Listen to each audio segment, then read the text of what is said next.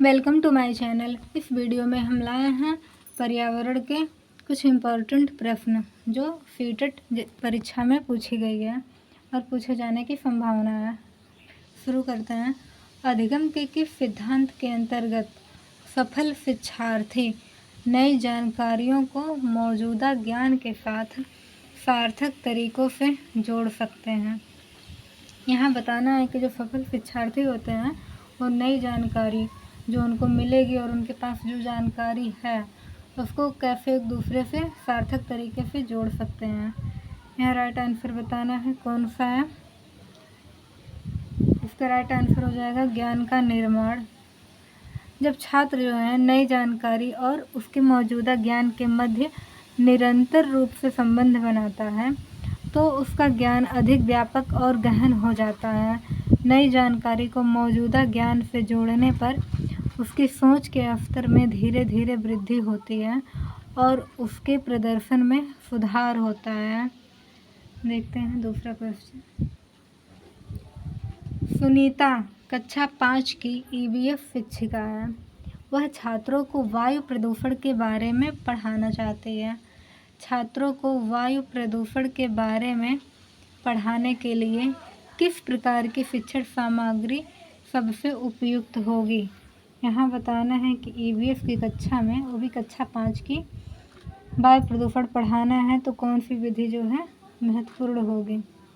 यहाँ हमारा right answer जो हो जाएगा शैक्षिक फिल्म हो जाएगा, क्योंकि वायु प्रदूषण विषय को शैक्षिक फिल्म के माध्यम से सबसे अच्छे ढंग से पढ़ाया जा सकता है, जिसके द्वारा छात्र इस मुद्दे को अपने नियमित जीवन से आसानी से जोड़ सकते हैं, जो आगे उन्हें यह समझने में मदद करेगा कि वे किस प्रकार वायु प्रदूषण के दुष्प्रभाव को कम कर सकते हैं। देखते हैं तीसरा प्रश्न। भारतीय वन्यजीव संस्थान कहाँ स्थित है? भारतीय वन्यजीव संस्थान कहाँ स्थित है? देहरादून में। जो भारतीय वन्यजीव संस्थान की स्थापना ये पर्यावरण, वानिकी एवं जलवायु परिवर्तन मंत्रालय के अंतर्गत की गई थी।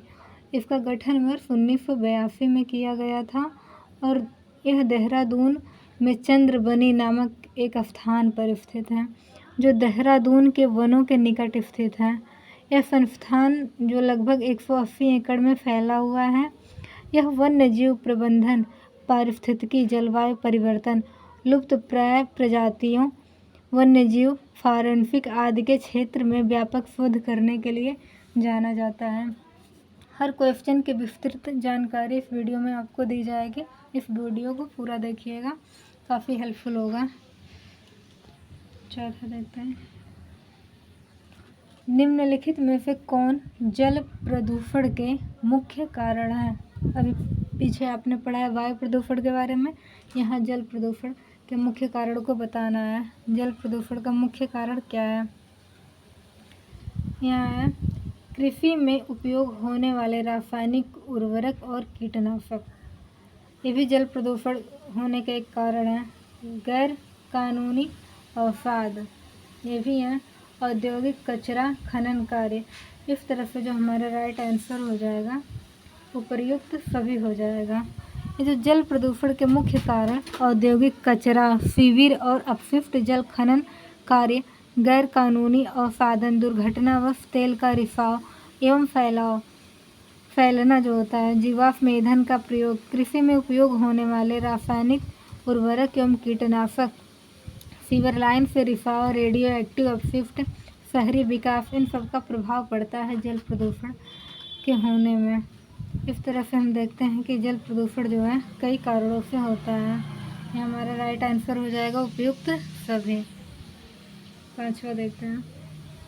निम्नलिखित में से कौन सा मूल्यांकन बताता है कि छात्र ने पाठ्यक्रम से कितना सीखा है? हम बच्चे को जब पढ़ा देते हैं तो उसके बाद हम मूल्यांकन करेंगे, तो कैसे जानेंगे कि छात्र ने कितना सीखा है? कौन सी विधि होगी? यहाँ राइट आंसर क्या हो जाएगा? योगात्मक मूल्यांकन। योगात्मक मूल्यांकन अधिगम पाठ्यक्रम के अंत में किया जाता है। यह आमतौर पर एक ग्रेड टेस्ट होता है जो आमतौर पर एक वर्ष में 2 बार होता है। छठा देखते हैं। लद्दाख में चांगपा जनजाति निम्न में से किसका आश्रय के रूप में उपयोग करती है? यहाँ बताना है जो लद्दाख में चांगपा जनजाति पाई जाती है और रहने के लिए किस चीज़ का उपयोग करती है? डोंगा, इग्लू, हाउस बोट या टेंट? टेंट होगा, यहाँ मिस्टेक है टाइपिंग। इसका राइट आंसर क्या हो जाएगा? टेंट हो जाएगा। टेंट हो जाएगा। ये जो होते हैं तंबू आश्रय का एक अस्थायी साधन है जो रस्सी और विशाल प्लास्टिक शीट की मदद से बनाया गया है। जो लोग ट्रैकिंग और पर्वतारोहण के लिए जाते हैं वे तंबू का निर्माण करते हैं और रात के समय में उसमें रहते हैं और इसे स्थानांतरित करते हैं और इसे अपने साथ ले जाते हैं। लद्दाख से संबंधित जनजातीय समूह जिसे चांगपा कहा जाता है वे एक तंबू का निर्माण करते हैं और इसे अपने आश्रय के रूप में इस्तेमाल करते हैं। इसी को क्या कहा जाता है? टेंट कहा जाता है। 7वां देखते हैं। जब कोई बच्चा अपने मस्तिष्क में पहले से मौजूद स्मृति के संयोजन से नई वस्तु, इकाई, घटना के बारे में सीखता है तो इसे किस नाम से जाना जाता है? इसी तरह का एक क्वेश्चन हम लोग देखे हैं अभी। ये थोड़ा डिफरेंट है। ये क्या हो जाएगा? साहचर्य अधिगम। साहचर्य अधिगम क्या होता है? साहचर्य अधिगम में एक बच्चा एक वस्तु, इकाई, कार्यक्रम, घटना को अपने मस्तिष्क में पहले से मौजूद स्मृति के साथ जोड़कर नई स्मृति तैयार करता है। जैसे कि बच्चे को जो पहले पता होता है उसके आधार पर वो अपने नए ज्ञान को जोड़ता है, वही क्या हो जाता है? साहचर्य अधिगम हो जाता है। 8वां देखते हैं। स्थानांतरण कृषि को झूम कृषि के नाम से भी जाना जाता है। यह भारत के किन हिस्सों में सबसे अधिक प्रचलित है? यहाँ हमारा राइट आंसर हो जाएगा उत्तर पूर्वी भारत। स्थानांतरण कृषि एक प्रकार की कृषि प्रणाली है जो उत्तर पूर्वी भारत में सबसे अधिक व्यापक रूप से प्रचलित है। यह एक ऐसी तकनीकी है जिसमें भूमि में अस्थायी रूप से कृषि की जाती है, मतलब समय समय से, हमेशा इस पर कृषि नहीं की जाती है और समय के साथ इसके प्राकृतिक वनस्पति को पुनः प्राप्त करने हेतु अतः बंजर भूमि को छोड़ दिया जाता है। कुछ समय कृषि करके फिर उसको क्या किया जाता है? छोड़ दिया जाता है। जिस भूमि पर खेती की जाती है और जितने समय के लिए उसे छोड़ा जाता है तो समयांतराल बहुत कम होता है, अतः यह तकनीकी अत्यधिक हतोत्साहित करती है। इसे स्लैश एंड बर्न विधि के रूप में भी जाना जाता है। स्थानांतरण कृषि को और किस विधि के नाम से जाना जाता है? Slash and burn. 9वां देखते हैं। निम्न में से किसे ईवीएफ पाठ्य पुस्तकों के घटकों के रूप में नहीं माना जाएगा? यहाँ नहीं माना जाएगा, देखना है किसे नहीं माना जाएगा। अभ्यास प्रश्न और परिभाषाओं की अच्छी संख्या। यहाँ जो राइट आंसर हो जाएगा हमारा ए ही हो जाएगा, क्योंकि अभ्यास प्रश्न और परिभाषाओं की अच्छी संख्या ये मैटर नहीं करती। हाँ, जो है बुक के घटक जो है रंग, रुकावट और पहेलियों के साथ मजा करना, जिससे पढ़ाई में क्या हो, इंटरेस्ट बना रहे। सर्वेक्षण सोचें और बताएं, चर्चा करें, कल्पना लिखें, ऐसे करें और अनुभव के प्रकार खोजें, ये सभी। तो यहाँ हमारा राइट आंसर क्या हो जाएगा? ए। ईवीएफ पाठ्यपुस्तक अधिक संख्या में प्रश्न और परिभाषा प्रदान करने पर केंद्रित नहीं है। पाठ्यपुस्तक जिसकी सामग्री उचित प्राथमिक स्तर पर विवरण के साथ विस्तृत और दिलचस्प होती है। ईवीएफ पाठ्यपुस्तकों में रंग, पहेलियों और पहेलियों के साथ मज़ेदार विभिन्न अनुभाग शामिल हैं। ऐसा करें और पता लगाएं आदि। ए वर्ग छात्रों में सोच, अवलोकन, समस्या निवारण कौशल इत्यादि को बढ़ावा देते हैं। अब देखते हैं 10वां। शिक्षण की किस रणनीति में शिक्षक अधिक सक्रिय रहते हैं और छात्र निष्क्रिय श्रोता होते हैं? यहाँ बताना है शिक्षक किस शिक्षण रणनीति में ज़्यादा सक्रिय होते हैं। क्या हो जाएगा हमारा राइट आंसर? सहकारी अधिगम। सहकारी अधिगम में तो छात्र और शिक्षक दोनों का जो है परस्पर सहयोग रहेगा। अनुज्ञात्मक शैली इसमें भी रहेगा। ये जो है निरंकुश स्वेच्छाचारी शैली, यही हमारा राइट आंसर हो जाएगा। क्योंकि शिक्षण को निरंकुश या स्वेच्छाचारी शैली शिक्षण की एक पारंपरिक शैली है जिसमें मुख्य भूमिका शिक्षक की होती है।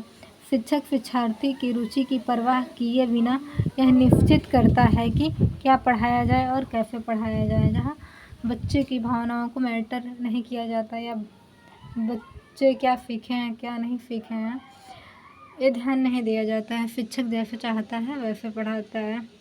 ये क्या हो जाता है हमारा? निरंकुश स्वेच्छाचारी शैली। 11वां है, इस अधिगम में विचार, दृष्टिकोण, मानसिक स्वभाव जो कि मन की सकारात्मक भावना से संबंधित हैं महत्वपूर्ण भूमिका निभाते हैं। यह अधिगम का कौन सा रूप है? विचार, मानसिक स्वभाव जो स्वाभाविक रूप से भूमिका निभाते हैं अधिगम में, कौन सा अधिगम का वो रूप है? ये हो जाएगा हमारा प्रशंसात्मक अधिगम। जब हम किसी बच्चे की गतिविधि, व्यवहार आदि के लिए उसकी सराहना करते हैं तो बच्चे के मन में एक सकारात्मक भावना पैदा होती है।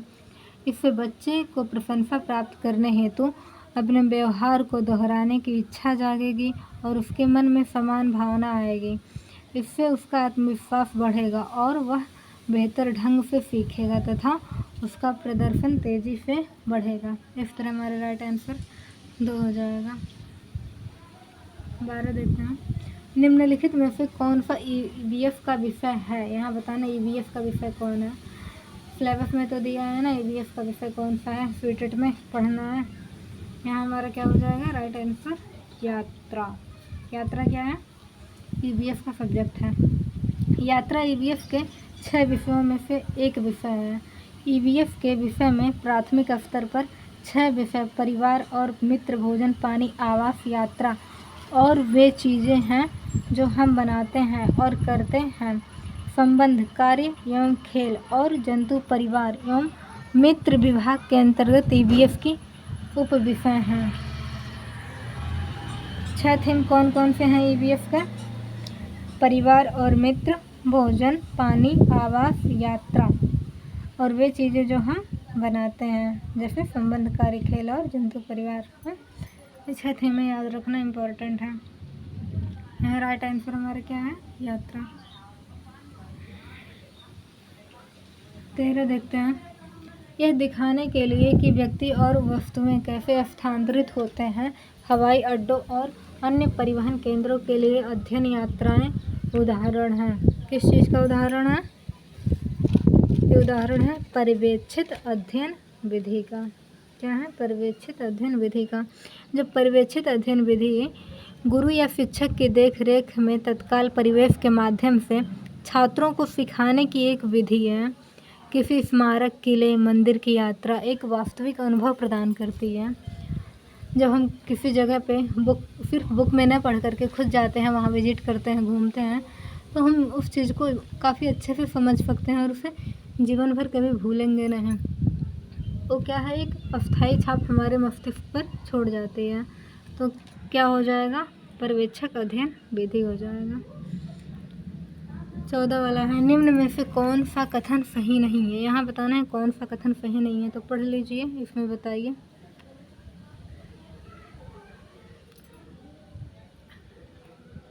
यहाँ हो जाएगा राइट आंसर, सिर्फ याद रखने वाले तथ्यों पर अधिक ध्यान दिया जाना चाहिए। जहाँ भी रोट लर्निंग की बात आ जाएगी, याद रखने की बात आ जाएगी, वो आंसर हमारा गलत हो जाएगा। राइट, बाकी 3 जो आंसर है राइट है। जैसे EVF पुस्तक में वास्तविक जीवन की घटनाओं और रोज़मर्रा की चुनौतियों से बने अध्याय शामिल होने चाहिए, ये सही है।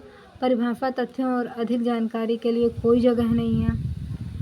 मतलब सिर्फ तथ्यों या फैक्टों को ही याद करो, परिभाषाओं को रटो, इसके लिए कोई जगह नहीं है, तो ये भी सही हो जाता है।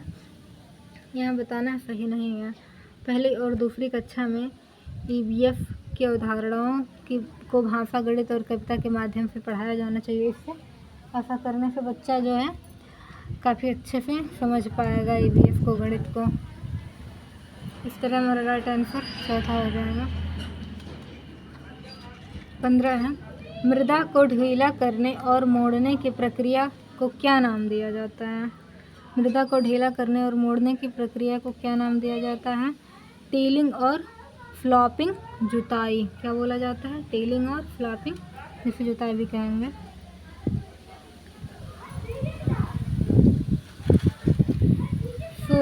16 देखेंगे, बीओडी का पूर्ण रूप क्या है? बीओडी का पूर्ण रूप हमारा क्या है?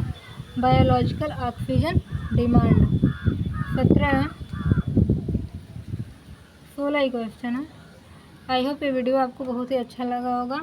इसका नेक्स्ट पार्ट हम अगले वीडियो में लेके आएंगे। Thank you for watching.